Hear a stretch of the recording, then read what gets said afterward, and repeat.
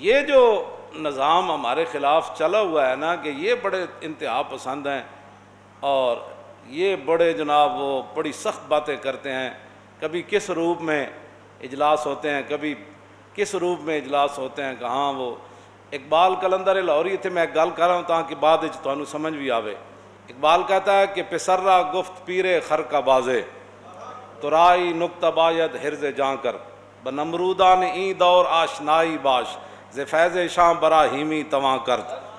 اقبال کہنے لگا کہ ایک زمانہ ساز پیر اپنے پتر نو کہنے لگا پترا اے گل تو پلے باندھ کے رکھنی.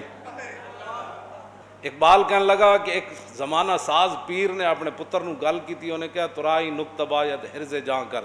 کہندا پترا اے گل پلے بن کے رکھنی, اے نہیں بولنی میری گل. انہیں کہا کی؟ انہیں کہا کہ بنمرودان این دور آشنائی باش. کہنے لگا اس دور دے جڑے نمرود ہیں نا انہوں نے یاری لا کے رکھنی. جیڑی حکومت آوے, ہاں جس دور دا نمرود جڑا آوے وہ یاری لا کے رکھنی. لیکن لوگوں تے کہنا ہے انہوں نے ملے ہوئے ہیں زی فیض شاہ براہیمی تواں کرد. انہیں کیا نمرودہ نہ یاری بھی لے رہی تے انہاں کولوں فیض لے کے نمروداں کولوں پھر براہیمی دا ڈونگ بھی رچانا کہ جی اسی تو بت پرست توڑن والے ہیں جی, اسی تو ناموس رسالت. ہاں جی ہاں کیوں جی اقبال کیسی بات کر گیا. ہاں کہندا انہاں نہ یاری بھی لانی تے نال کہنا جی اسی بھی ناموس رسالت. ساڑھے حضرت صاحب ناموس رسالت تے بڑی قربانی دیتی. تے میں کہا فیض آباد والے کتنے سن؟ توجہ ہوئی. تے جدوں فیض آباد گولیاں چل رہی سن آپ اس ویلے کتنے سن؟ جدوں لوگ شہید ہو رہے سن اس ویلے کتنے سن؟ تے جدوں ممتاز قادری تختہ دار دی طرف جا رہے سی اس ویلے کتنے سن؟ تے جدوں ممتاز شہید ہو گیا جی تے کیڑیاں کیڑیاں خبراں اخبار چاندیاں تے ٹی وی تے او میں ممبر تے بیٹھ کے گلاں نہیں کردا, ہر گل دی خبر چل جاندی. تے ممتاز قادری دے جناب کروڑاں بندیاں دے جنازے دی خبر کیوں نہ چلی؟ ہاں جی اے اس طرح گل نہیں ہونی. ہاں اتھے نہیں گل اے چلدی. ہاں جی اتھے گل نہیں چلدی, اتھے گل بڑی ہو رہے. ہاں جی اے بالکل انج نہیں ہونا. اے حلقہ درویشاں وہ مرد خدا کیسا, ہاں وہ مرد خدا کیسا جی جڑا پھانسی دے پھندے دی طرف انجن جا رہے سے. ہاں جی وہ حلقہ درویشاں وہ مرد خدا کیسا, وہ جڑا پھانسی دے پھندے دی تے کھڑ کے بھی کہندا لبیک یا رسول اللہ. اوے حلقہ درویشاں وہ مرد خدا کیسا, حلقہ درویشاں وہ مرد خدا کیسا. کیوں جی اس پہ میں اور مزید گل نہیں کرنا چاہتا, بہت سارے لوگوں کو تکلیف ہو جاتی ساری گلاں دی. ایک ہی بات ہوئی جدو حضور دی گل آ گئی, حضور یریدون لیطفئوا نور اللہ بافواہہم. اللہ تعالیٰ فرماتا ہے کہ لوگ اپنے منہوں کے ذریعے اللہ کے نور کو بجھانا چاہتے ہیں. دین کے خلاف سارے تسی اکٹھے ہو جاندے ہو. کدی تواڈے منہ وچوں ایک گل دین دی نہیں نکلی, کدی تسی اے نہیں کیا کہ یار پاکستان اللہ دا بڑا وڈا ہے جناب, احسان ہے ساڈے اوتے, ساڈے لکھاں قربانیاں ہوئیاں, جو لکھاں قربانیاں نہ دیندے لوگ تے پھر تانوں اسمبلی دیاں سیٹاں لبنیاں سن, پھر تانوں یہ وزارتاں لبنیاں سن.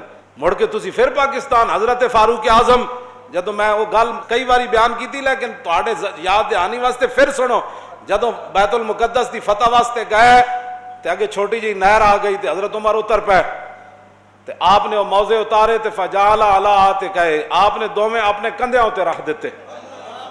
فقال له ابو عبیدہ یا امیر المومنین تفعلوا هذا ما يسرنی ان آل الشام استشرفوک. فرمایا امیر المومنین آپ یہ کام کر رہے ہیں, مجھے یہ بات اچھی نہیں لگی. موزے یہاں رکھے جاتے ہیں, پورے اہل شام یہودی دیکھ رہے ہیں, وہ تو یہی دیکھ رہے ہیں کہ ان کا امیر المومنین کیسا ہے, اس کا رنگ ڈھنگ کیا ہے, اس کے ادب آداب کیا ہے, اس کا چلنا کیسا ہے, اس کا لباس کیسا ہے. آپ یہ کیا کر رہے ہیں, مجھے یہ بات اچھی نہیں لگی. ابو عبیدہ بن جراح نے یہ بات کر دی. فقال اللہ, حضرت عمر لمبی سانس کھینچی, فرمایا لو یقول ذا غیروں کا ابا عبیدہ جعلتہ نکالا للامت انا کنا اذل قوم فعزنا اللہ بالاسلام فما نطلب العزہ بغیر ما عزنا به اذلنا اللہ. ترجمان نبی ہم زبان نبی. تو ہم اسلام کا جو نام لیتے ہیں ان کا مذاق اڑاتے ہو, یہ انتہا پسند ہے. ان کے اندر اسلام بڑے تحمل کا درس دیتا ہے. اور میں آقا تحمل کا درس تب دیتا ہے کہ حضرت عمر کا پاؤں چلتے ہوئے گلی کے اندر کسی کے پاؤں پر آ جائے تو اس وقت بندہ وہ کہے کہ تو نظر نہیں آندا، تو حضرت عمر معذرت کرن یار مینوں پتہ نہیں چلیا.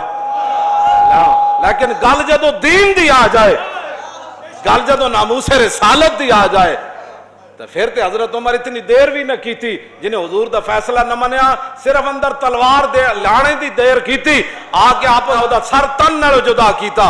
تے آپ نے فرمایا ہاکذا عقدی بما لم یرضى بقضاء اللہ ورسولی، فرمایا جو اللہ رسول کے فیصلے پر راضی نہیں اس کا یہی فیصلہ ہے جو عمر نے کر دیا ہے.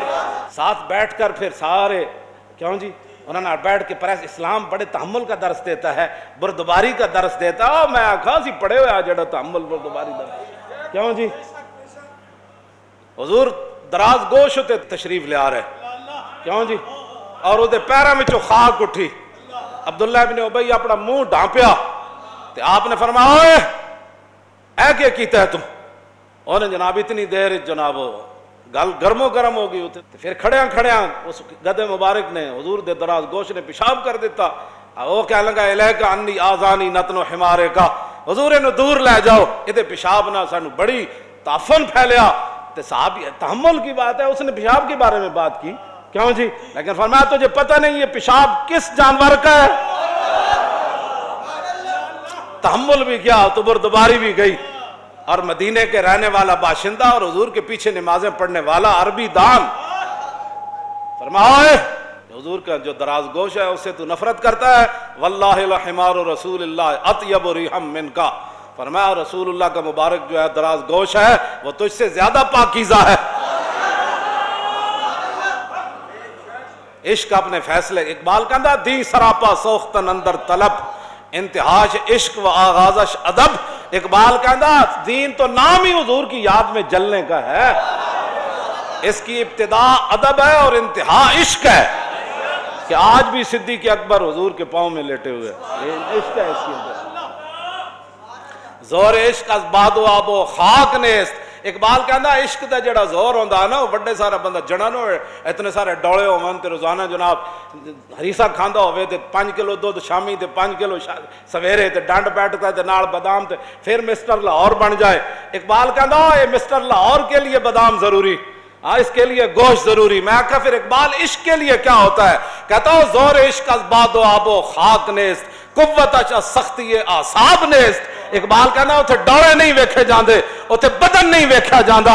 اتھے تے عبداللہ بن مسعود دیاں ٹنگا باریک بھی ہون تے صحابہ نو حضور فرمان یہ ٹانگیں اوت پہاڑ سے بڑھ کر وزنی ہیں.